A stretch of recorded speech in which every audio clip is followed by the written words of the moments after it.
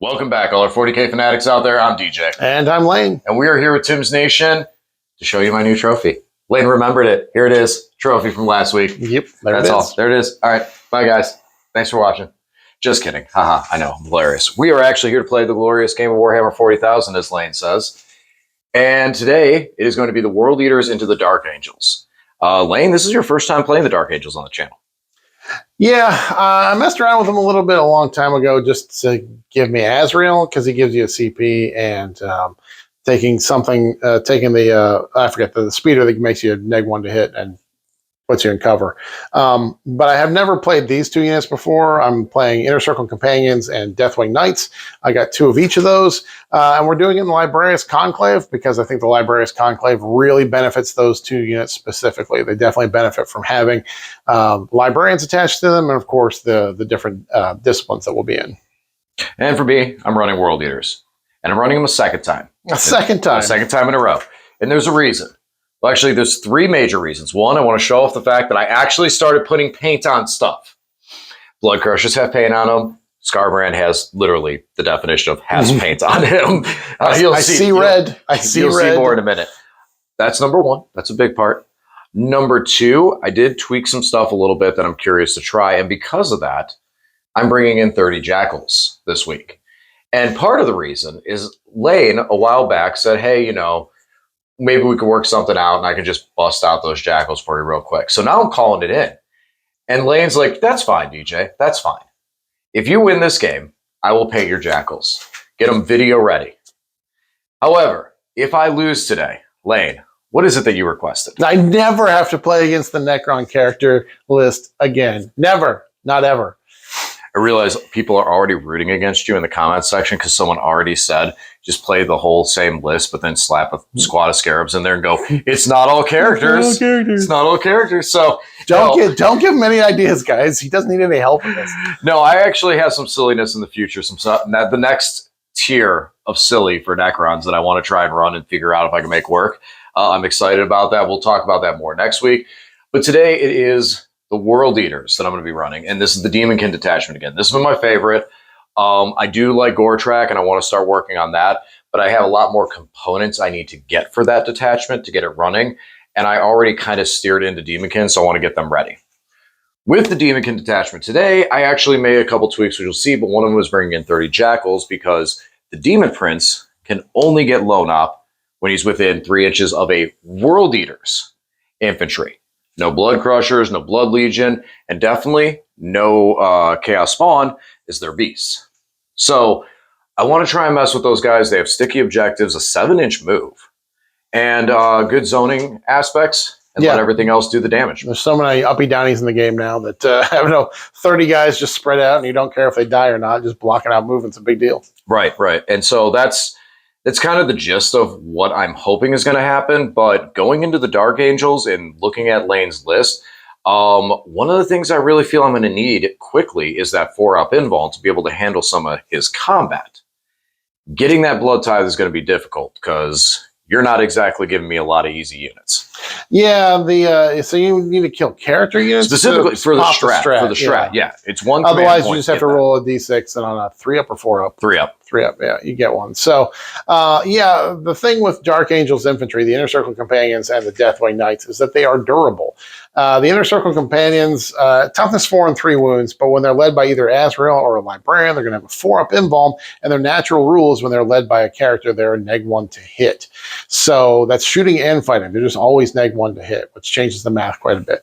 Obviously, Forge Fiends, when they shoot at them, are going to wound them on 2s, but the fact is they're going to be hitting them on 5s.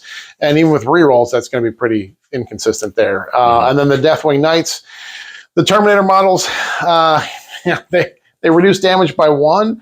Not a big deal into the 3 damage Forge Fiends, but anything that's 2 damage, cutting that from 2 down to 1 is a big deal, especially when they're 4 wounds apiece. And that's just not a stratagem or anything. That's just a natural rule they have. And in the Librarius detachment, I'll have the ability to make them -1 to hit. with the strat. So that neg 1 to hit combined with damage reduction, and if I've got the CP, armor, contempt, it's going to make them hard to chew through. It really does. And it's going to, while like you said, the Forge Fiends, it doesn't matter as much because it was 2 hits either way. But a lot of other stuff in my army doesn't have access to like rerolls to hit to get that extra reliability. Yeah. It doesn't have a real massive amount of attack. Like Bloodletters are 2 attacks apiece, and even the Blood Crushers, their attack profile is relatively low. But one of the things that's very nice is their strength, AP, and the damage they can put out there. But a lot of it's damage too.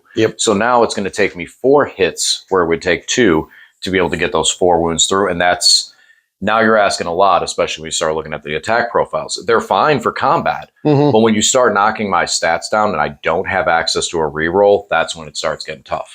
All right, so let's jump over in these lists because we talked a lot already about what we're going to be doing, what we're going to be seeing. So let's jump over and talk about what we're actually running. Lane, what do you got? All right, if you want to know more about our lists, the data sheets, the enhancements, the stratagems, the detachments, and how we plan to use everything, please check out our individual army videos where we go through that in great detail. But for now, here's a quick rundown of what we are running. So I have 1,990 points of Dark Angels in the Librarius Conclave. Guys, I'm not a Dark Angel player, so we've got some stuff in here that's proxying, pretty close proxies, but I'll point it out here. So first of all, we've got Azrael. I don't have an Azrael, so this is a proxy company champion guy. We have 2 regular librarians, 1 with Fusillade and 1 with Celerity. We have 2 Terminator librarians, and we have 1 lieutenant with combi weapon. For dedicated transports, we do have a drop pod and we have an impulsor. This is the new drop pod model using the new rules for it. We've got 2 squads of assault intercessors with jump backs, 2 5-mans. I've got 2 squads of Deathwing Knights. I'm using just my Terminators. I've got some Death Watch Terminators that have Thunder Hammers and Storm Shields, and there's no shooting attack in the Deathwing Knights, but I'm using a Cyclone missile launcher in each squad to designate who the sergeant is, or the champion, because he has a different attack profile. That's the only reason we have those in there, because I don't have quite 10 of the models. So moving on, we do have 2 6-mans of Inner Circle Companions. Again, I don't have these. We're just using Blade Guard, a pretty easy swap to make there, pretty easy proxy. And then we've got 1 scout squad, and then 1 10-man of the Stern Guard veterans. DJ, what are you bringing today? All right, so here it is, the World Eater's Daemonkin. Second time in a row with some changes. So things that stay the same, we do still have the 3 Forge Fiends with the ectoplasmic cannons. Scarbrand, 2 squads of 10-mans of Bloodletters, Blood Crushers led by Chaos Lord, Demon Prince on foot with the enhancement to go +1 strength, attack, and damage. The Chaos Lord has the enhancement that lets him join the Blood Crushers. A 5-man of Fleshhounds, 1 squad of Spawns, and the changes are we're taking 3 instead of 1 squad of the Jackals, and then a single 3-man squad of the 8-bound. Not the Exalted, just regular 8-bound. So I did have to drop the Khorne Berserkers. I like the Khorne Berserkers. The only reason I like the Khorne Berserkers, they were great. They did exactly what I want them to do, and playing them makes me more excited to run some other detachments as well. Vessels, Berserker Warband, Gore Track, all those things, they did great. But they couldn't be in position to do a lot of secondaries because they were fighting stuff as well. So they still did secondaries. I mean, they scored a bunch of points at the end of the game, losing, but they did, to rush into the center. So they're very good. I like them a lot. But I need to spread that out. So that's a big reason for having all the Jackals. And I still wanted the Scout move, and some punch. And that's what we're getting from the 8-bound. So Scout move, a little less durable. Kind of worried there. We're going from 20 wounds down to 9, but a toughness 6, 3-up save, and a 5-up invuln, 3 wounds apiece. So we'll see how that goes. Yeah, the Berserks don't really benefit from this detachment much, do they? They're just strength 4, AP 1, and all their chain swords. They got a couple of Viscerays in there that slap kind of hard. So the biggest thing that either one could actually benefit from is if we have the Blood Tithe that gives us Lance. And we're close to a demon unit, a Blood Legion unit, within 6 inches, we can spend 1 command point and give that unit Lance. And then if the Blood Tithe is already in effect, we get twin linked.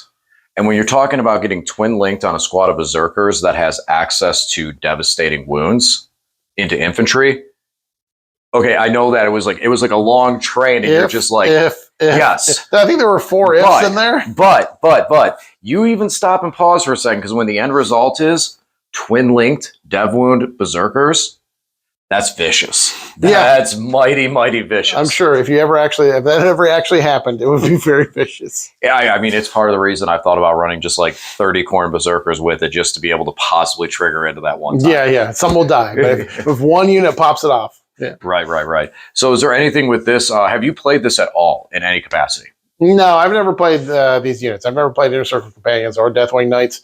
I mean, they're basically Terminators and Blade Guard with some modified rules. They're going to go out there and punch, and they just have some added durability to them. But I think they really benefit from the Librarius Conclave detachment, because the different disciplines really improve them.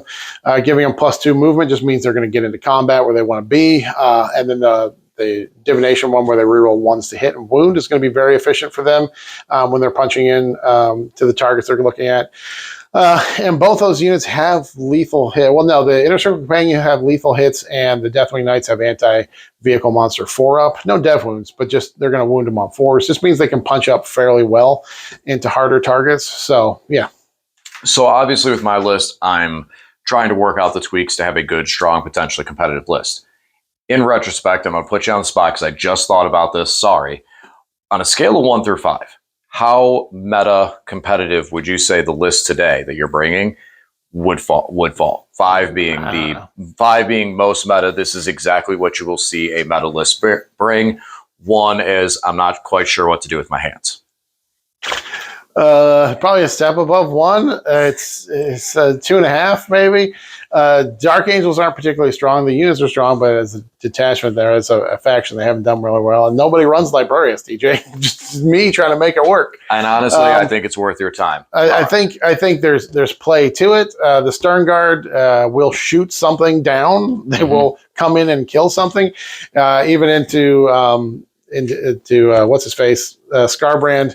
They did 23 wounds. You had your 5-up Feel No Pain Immortals up, so he survived that. But even with that, it hits really hard. So any other regular vehicles or monsters, it's going to bring them down pretty quick. So it has potential here, but I don't know. I've never played this before, so we'll have to come back. We'll get that rating in the post game, guys. We'll see how we rate it afterwards. All right, odd or even? Even. That was a monster. All right, it is even. I took a walk. I took a walk and took some terrain out in the process. So I have scout moves, no infiltrate. All right, then I will have you drop first. Okay, and we'll be back after deployment. And the reason I don't run Goremongers, they haven't released the box and I don't have them. All right, we are deployed. Lane, what are we doing here today? Oh, we're playing the glorious game of Warhammer 40,000. Today's deployment is Search and Destroy, and today's primary mission is Scorched Earth. You score 5 points for each objective you control, up to 10 points. And then when you burn, do an action on an objective in no man's land, you burn it and remove it and gain an extra 5 points. And if you're able to burn your opponent's deployment zone objective, you get 10 points. All right, so for deployment, I don't have any of the stuff that I've been working on currently on the table. They are in Deep Strike. Blood Crushers and Scarbrand are in Deep Strike, as well as the 2 squads of Bloodletters. And we also have a Forge Fiend in Strategic.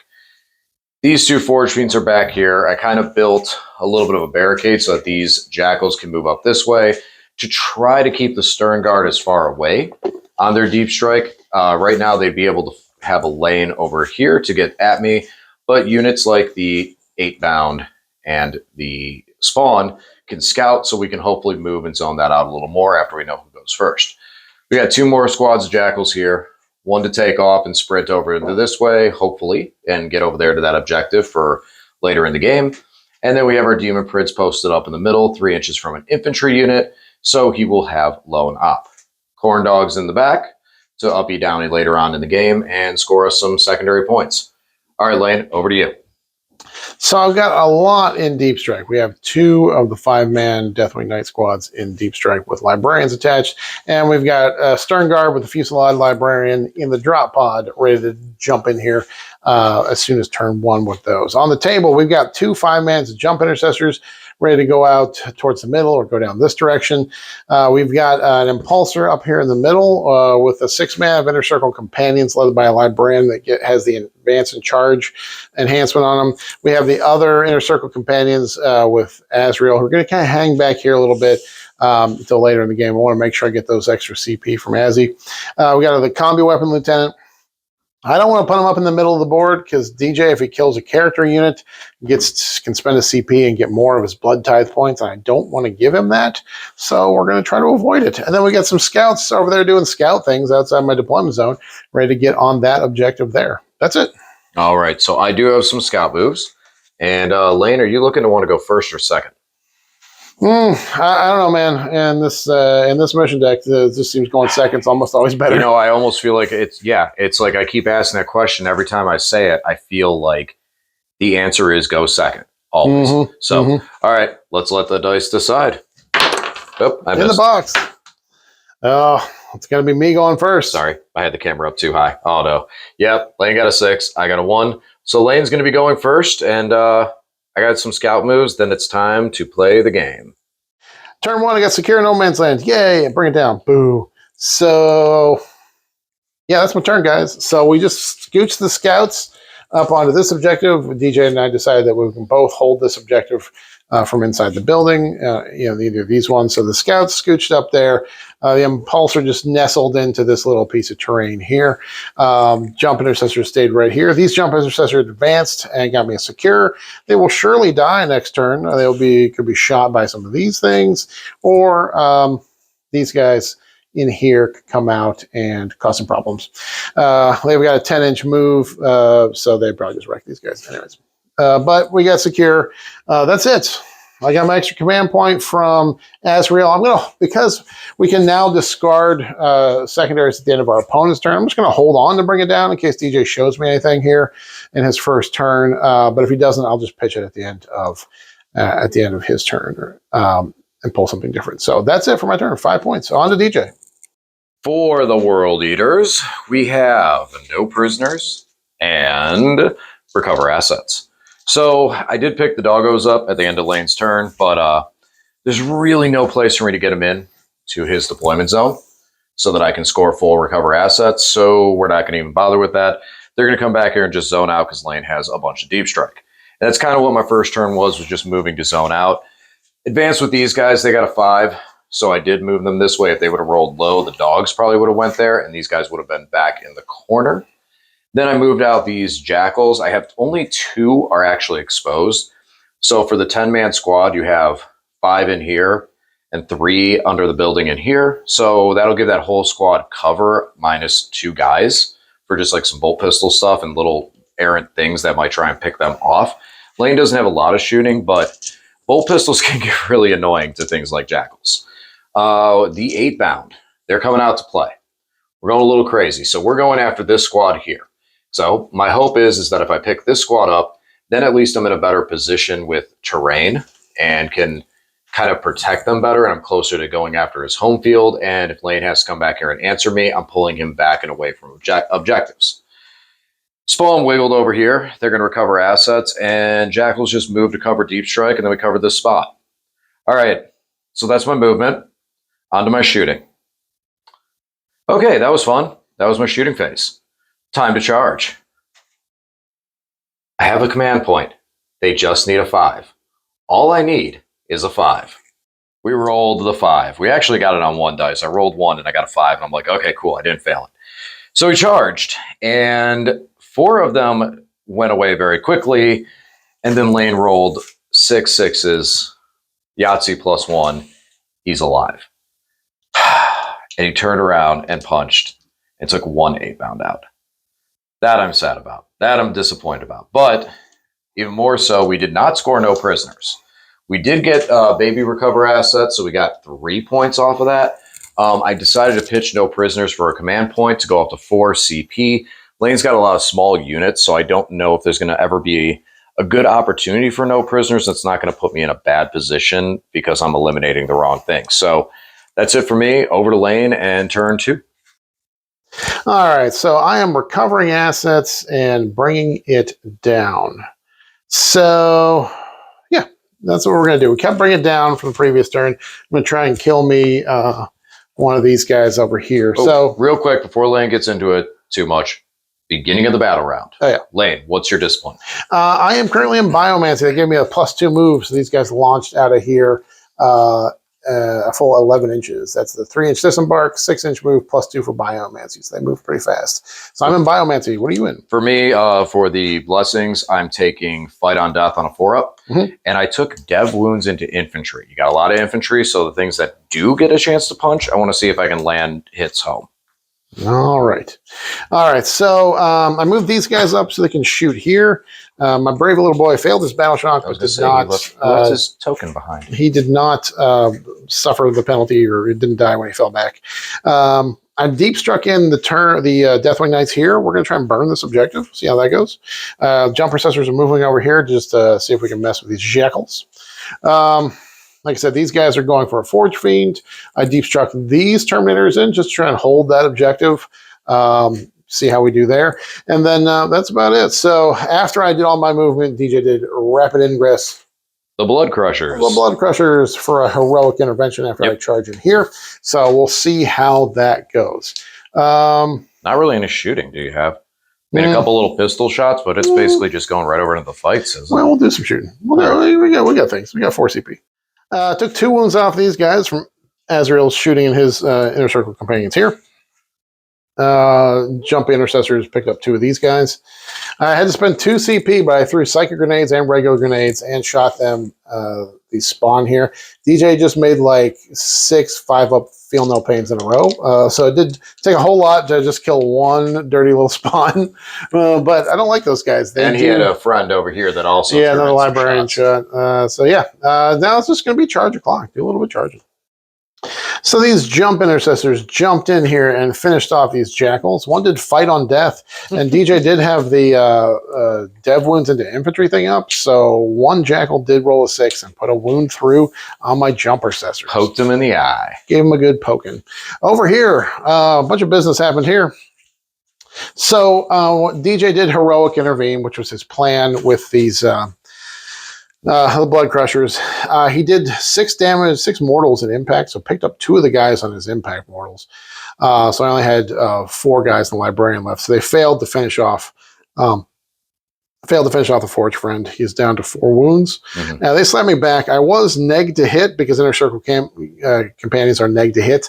But in addition to that, I also spent the CP for Armor Contempt because I did have 5 CP at the start of this turn because I hadn't spent any, and thanks to Azrael.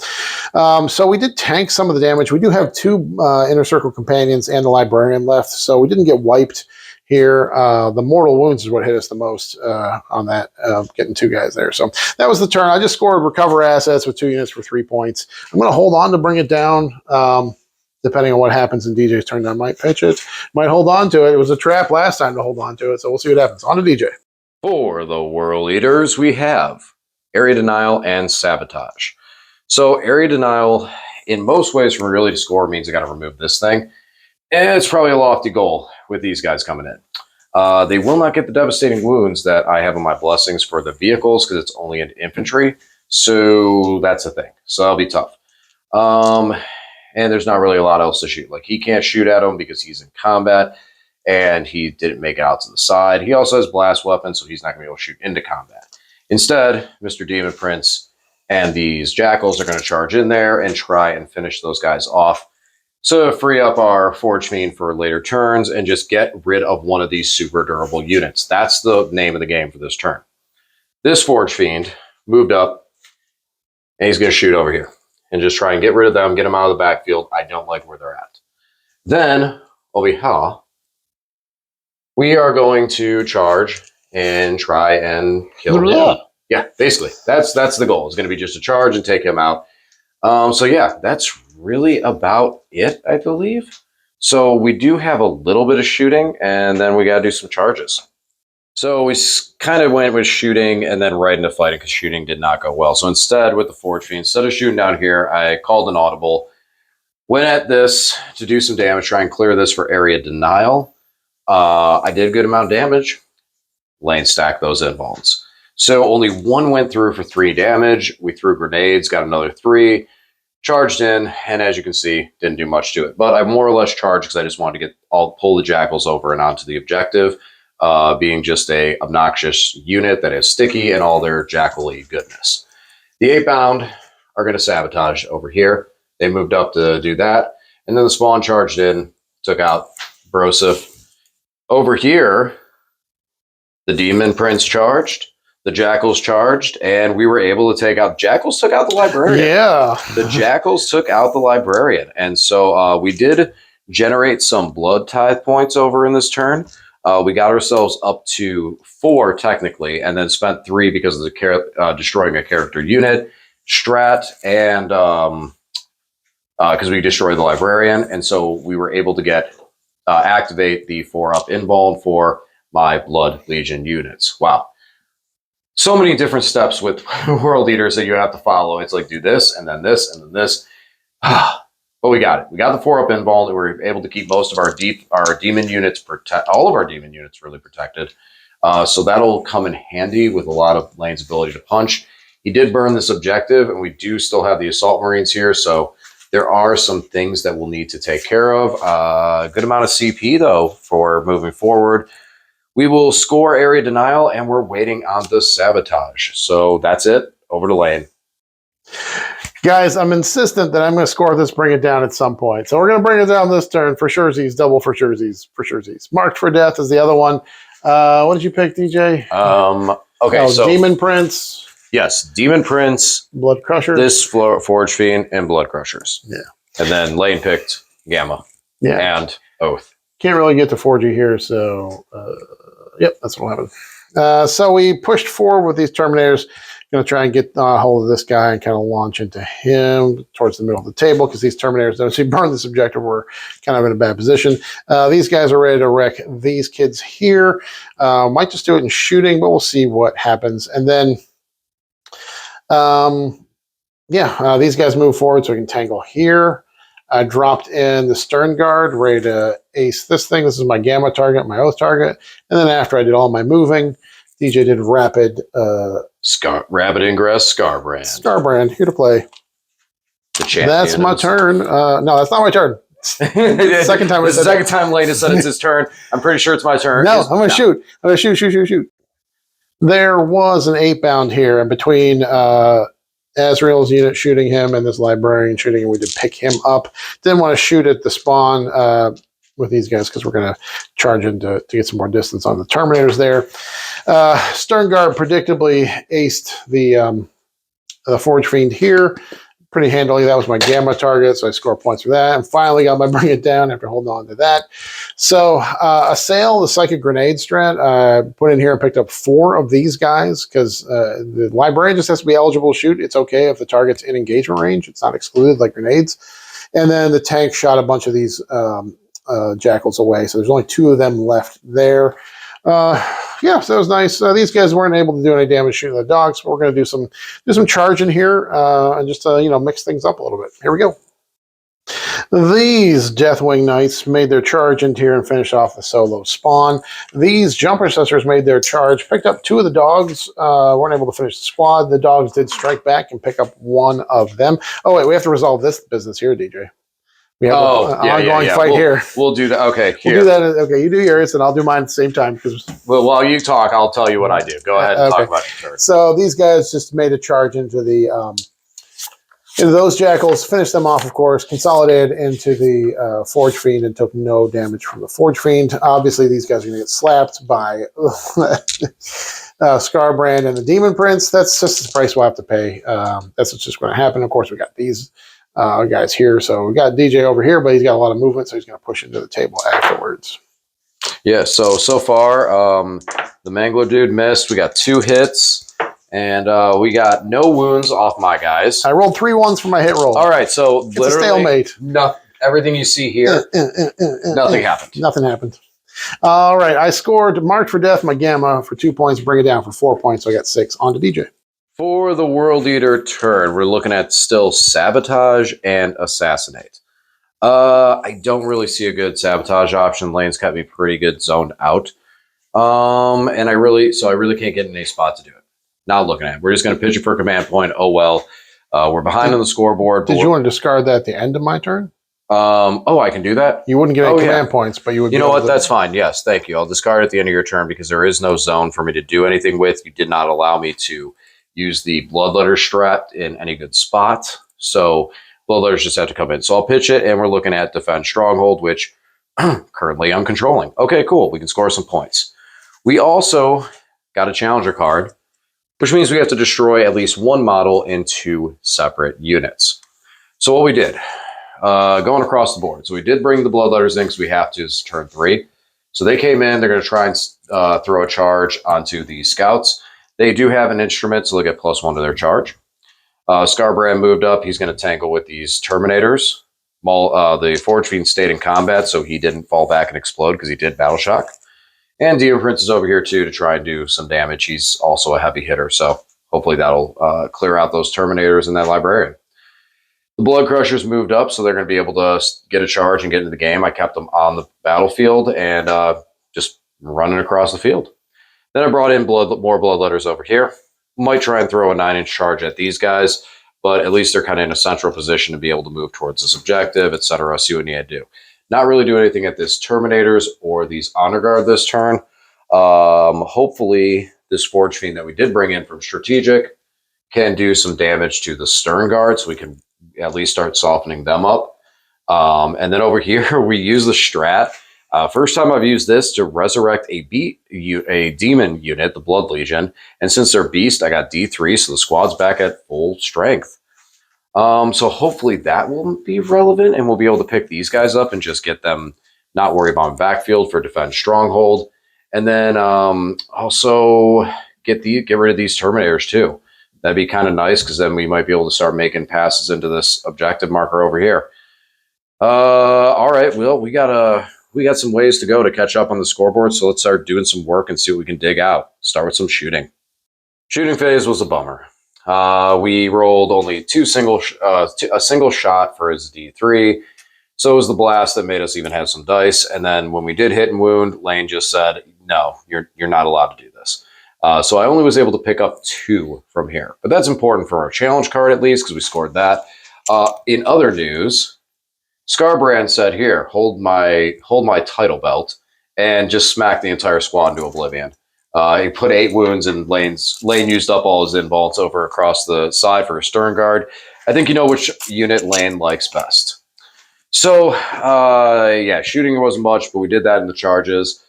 Bloodletters over here and here did fail their charge, and over here I did a little bit of tech. So I declared the tank as my target for the charge. Successful, and then used the impact damage to take out the vehicle, barely, sadly. And then we moved over here, and we were able to only get 1 Terminator out of this squad, but that did make Lane burn 3 command points on this unit for damage and power. He picked up 1 Blood Crusher in the process and has 1 at 2 wounds, so burned through a lot of CP on that. So, so when we destroyed this unit, I did spend a command point and generate more Blood Tithe points. I then used the Blood Tithe points from destroying this unit, destroying the character. And did I destroy something else this turn somewhere? Not over here? I don't think so. I think that was it. But the Blood Tithe points I generated from here were enough to trigger the top tier, the big 5. So now I'm able to get, blessings on all my demon units, which meant, excuse me, sir, your hand's in my way. These doggos had full blessings, and I'm on lethal and sustained, and so they ripped them to shreds. Beautiful. Doggos really made it happen. Bloodletters didn't, but the doggos did. So we have 2 more Blood Tithe points. We're going to spend that at the beginning of Lane's command phase and get that 5 up Feel No Pain to try and weaken the damage coming off of these guys, and that's going to be it. We have not defended the stronghold yet. As Lane mentioned, I was able to pitch. I got Assassinate, so I did score that. And I got my challenge card for 3 points. Whew. All right. That's my turn. Over to Lane. For top of turn 4 for me, I've got Display of Might and No Prisoners. I should be able to get some No Prisoners. Don't know about Display of Might. We'll see what happens here. I stayed in Biomancy, so we move forward. DJ, what are you doing for this turn? My blessings are, we're going to go Sustained and Lethal still. And at the beginning of Lane's command phase, I did spend my last 2 Blood Tithe points. So right now I have 5-up Feel No Pain versus mortal and psychic attacks, as well as a 4-up Invuln and Blessing of Khorne for Blood Legion units. Okay. Everything except Lance. Bummer. All right, we oath these guys in the middle. We'll see if we can do some damage to them. See if I can pull some shenanigans and get on to DJ's home field objective there, but that's going to be tricky. So I did overwatch those guys and actually redeemed. I lost. Got 5 down there. 5 Stern Guard out. Yeah. So that's it. On to my shooting. The scouts successfully shot the one last jackal from this squad with a missile launcher. So I got us our first no prisoners. What do we pick up? Like 2 of these guys or none of that? 0 from that squad. None in here. So over here we did psychic grenades and stuff at these bloodlusters. That one I lost 5. Yeah, well, that was with the psychic grenades and all the shooting. He spiked a lot of saves on that. Just nothing happened 4-up there. Invuln and the 5-up Feel No Pain. That's it. Oh yeah, and then Azrael hilariously took 4 wounds off the Demon Prince.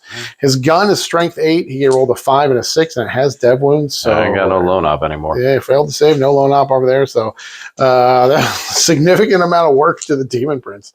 We're gonna do some charging here, guys. Got to do some fighting. So, as we found out, certain combat units really benefit from the +2 strength strat. We were in Biomancy, so when I used the Iron Arm strat, they got +2 strength. So these guys rolled in here going from strength 6 to strength 8 to the T7 Blood Crushers. Hitting on 2s, they naturally have lethals, and Azrael gives them sustained. They're rerolling 1s because this is the objective I picked for the Lone Op, the Combi Weapon Lieutenant. So we blitzed the rest of the Blood Crushers. Azrael didn't even get the swing; just the Inner Circle Companions finished them off.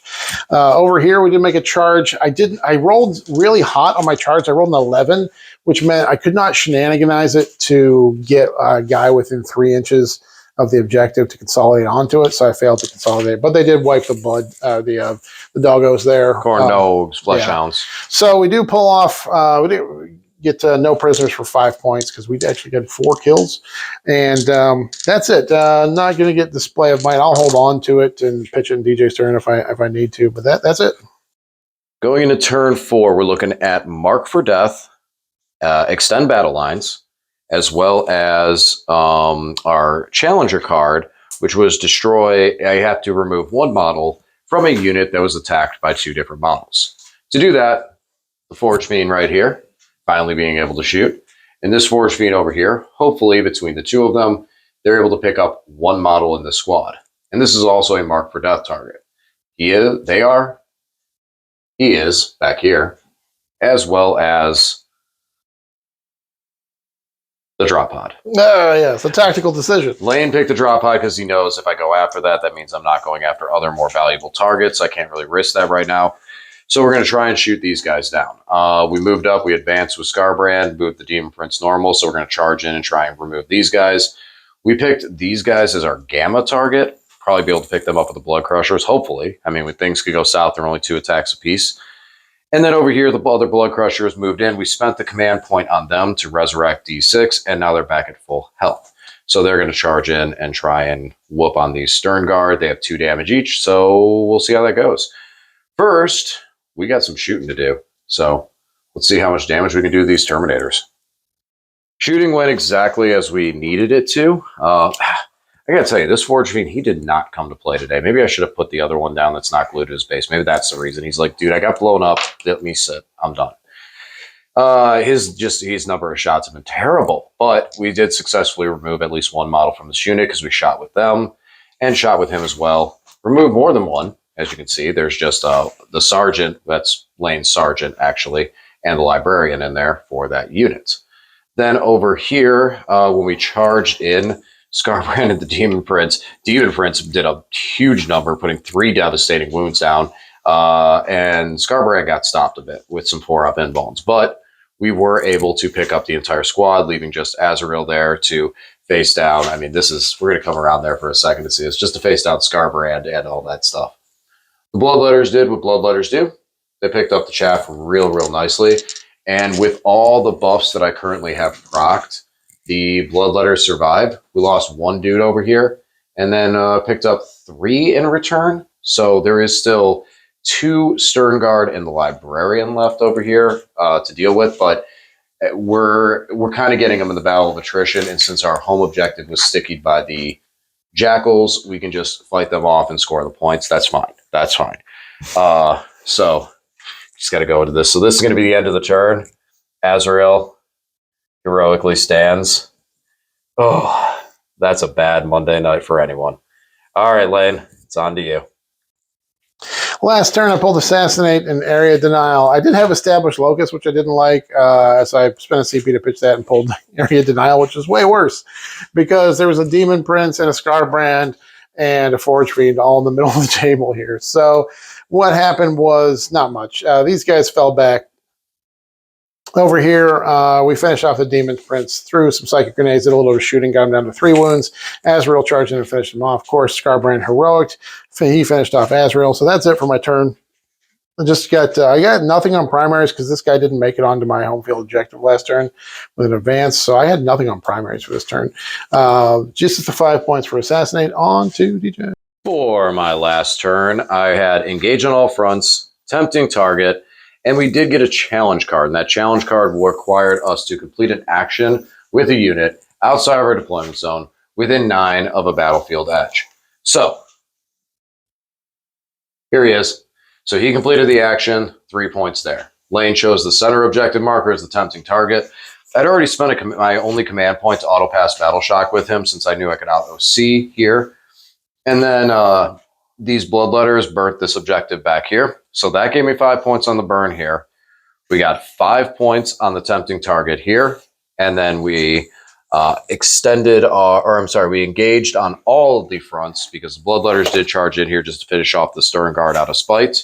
So you had 1 here, 1 there, and the Scarbrand went running after that Lieutenant because he wanted to, and Lieutenant ran away. Can you blame him? Giant demon that's been dragged out of the warp comes chasing you, you're probably going to run too. So with that all being said, it was a good final turn of scoring, and that will push the World Eaters slightly ahead with a final score, World Eaters 77 to a Dark Angels 69. So really tight game. Glad I held back all those demon units and was able to do enough damage to trigger the Blood Tithe, because it really made things like the Flesh Hounds and the Bloodletters just almost indestructible, and accessing the blessings made them very, very, very strong going into this. So, all right, guys, follow us over to the post game and we'll wrap everything up there. As always, thanks for watching, and we'll talk to you again soon.